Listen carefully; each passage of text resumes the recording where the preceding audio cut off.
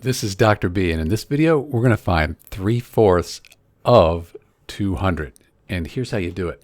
So instead of, we can call this multiplication. So instead of 3/4 of 200, we'll say 3/4 times 200.